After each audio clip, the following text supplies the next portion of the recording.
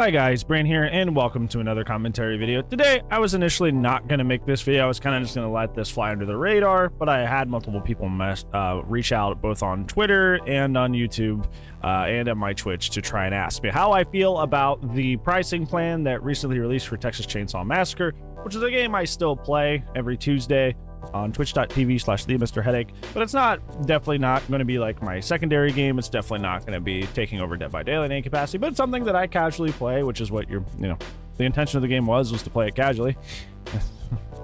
Shame how that turned out. But I still play it, so I had a lot of people asking me to cover this. So I will give you my thoughts and feelings. They're not exactly going to be the same as what everybody else is saying. But there's some big things that I do agree with. I think the big thing that drew a lot of people's attention and a lot of people's ire and frustration was the Nicotero Leatherface that is going to be $16 at the top of the screen. That was a big outrage for a lot of people. And here's the takeaways with this. So, is this egregious? Not really, with an asterisk, and we're going to cover that. So, if you look at like Dead by Daylight, which is like the main game, the main ASIM that we all know and love, that almost everybody plays. Obviously, if you're here, you probably play Dead by Daylight. There's a lot of skins in the game of Dead by Daylight that are $15-ish, right? But these skins, like this Nicotero skin that is going to be coming out, do have like completely different models, animations, sounds. I think a perfect example of this would be like Birkin Blight, the William Birkin skin for Blight. Character has completely different animations, different skin, different noises. Like, it's not just, hey, you're paying to make your character slightly look different. Like, this is a complete overhaul to make this character look and feel completely unique. And for that, they do charge $15. Now, you can say what you want about that. I think personally charging a partial purchase of a game just for a skin is kind of silly. But in terms of, is this part of the norm? Unfortunately, it is. However, there's a little asterisk there that I told you we would cover. And then the little caveat to this is that, unlike Dead by Daylight, you may load into a family game and somebody is playing Bubba and somebody's playing Leatherface. I have noticed that now, since Gun Media has implemented a stun cooldown, that a lot more people have been playing Bubba. Like, a ton more people have been playing Bubba.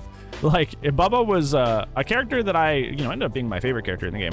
But I actually wanted to play Johnny for the most part when I first started playing the game. But I ended up playing Bubba because, nobody wanted to play Bubba, and, Bubba's required to start the match. So I ended up becoming a Bubba main. Now it's like, half the time I'm not even playing Bubba because Bubba's already taken by the time I get into the lobby. So I guess that, people enjoy the non-stun thing a lot. But the case in point being is that if you want to use your fancy schmancy new skin, you kind of can't every game. Because unlike Dead by Daylight, you can't, bring multiple of the same character. So if you buy this fancy schmancy skin, you may only be using it some of the time, especially on a release date of a skin. A lot of people are probably going to be playing Bubba that day, which means that, hey, you're probably not going to be using your skin very much, which is kind of disheartening. And the fact that that's not at all factored not only into this price point, but the other price points as well, and we will get to that, is kind of concerning. Now, executions are pretty expensive, $7 just for a kill animation. Hopefully it's like a pack, like you get a bunch. It's not just like one or two, because if it's just one or two, $7 is pretty steep. Clothing and cosmetics being $5. You've seen that before. Dead by Daylight has like, hey, would you like to change your knife into a slightly jagged knife? $4, thank you. Please and thank you.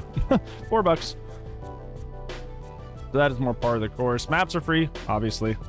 The thing I want to get to that's actually pretty silly and pretty dumb, you notice I've skipped it, and the thing that I actually think is worth the outrage is the characters being $10 each. This means victim and family separately. So if they do a la DVD and they release victim and a family member close to each other, that is going to be a whopping $20. $20 if you want to play both the new characters. $20. Keep in mind, you bought this game for $40. You bought this game for $40.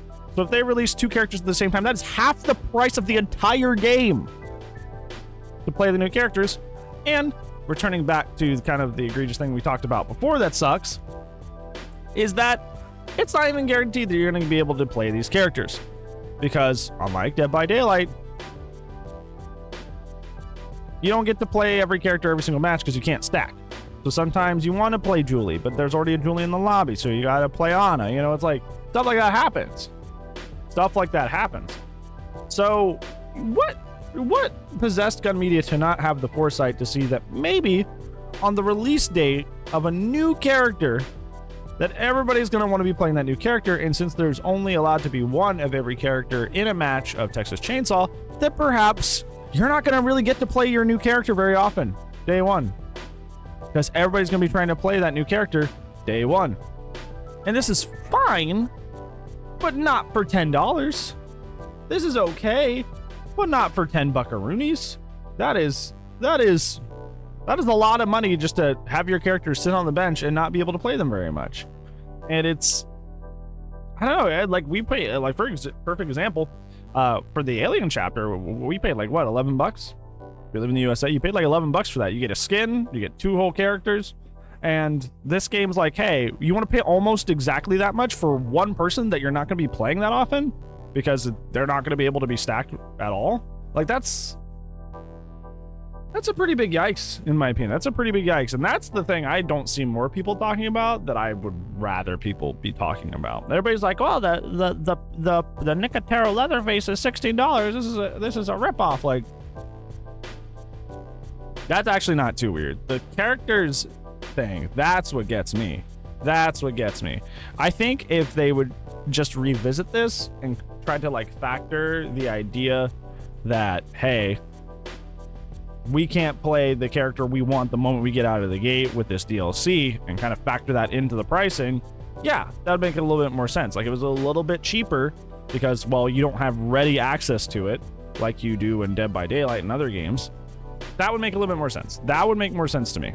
That would make sense. But as it currently stands, they just seem to just have complete oversight, not understood that, hey, this game means we can only have, this game only allows me to have one person in the game at any given point. So maybe they're not going to be getting as much value out of these, so ergo they have less value. But we're being treated as if they are more valuable than other games that are similar in the market. And it's just, I don't get that. So hopefully they adjust that. Like I said, the $16 thing is not actually the weird part, but the victims and family is. So what do you think? What do you think of the controversy going along with the Texas Chainsaw pricing DLC plan? Let me know down in the comments below. That's going to be it for today's video, friends. Thank you so much for watching.